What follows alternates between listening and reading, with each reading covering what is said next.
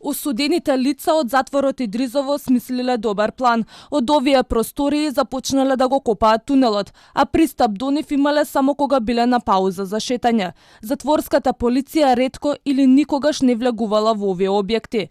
Дел од ископаната земја од тунелот, според фотографијата која ја доби Телма, била фрлана во најлонски кеси во просторот за смет. Врз кесите со земји биле фрлани најразлични отпадоци за да се прикрие копањето. Било лесно затоа што во близина имало градилиште и мини затворска депонија со контејнери. Бегството од Идризово, за разлика од филмската приказна за Шошенк, завршила пред да биде завршен тунелот.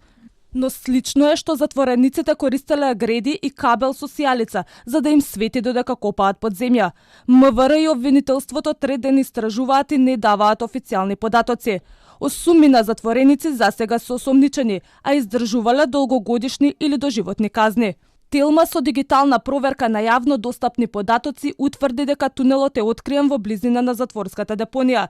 Тунелот почнувал во поранешната работилница која се наоѓа до главната затворска зграда во затворениот дел на затворот Идризово. Оттаму тунелот се простира во правец на југоисток, а ископаниот дел стигнал речиси до зидините на затворот.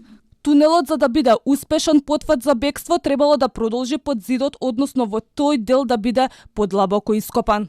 Зад зидините на овој потек на Идризово се наоѓа отворено поле. Десно или 10 метри кон север се наоѓа паркинг просторот за складирање на одземени автомобили, а на 100 метри исто така на север се наоѓа и ново отворената дигитална судница, планирана за одржување на судски рочишта за обвинети за најтешки и најсериозни кривични дела, како и за тероризам. Кон југ е отворен простор со полиња кои припаѓале на затворската економија.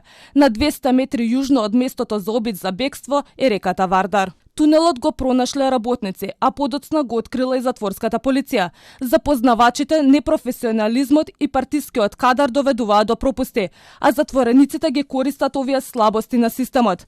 За сега веќе разрешениот директор на затворот Идризово, Шпен Тахири, пронаоѓањето на тунелот во Идризово е успех, а мотивот за негово разрешување бил политички реваншизам.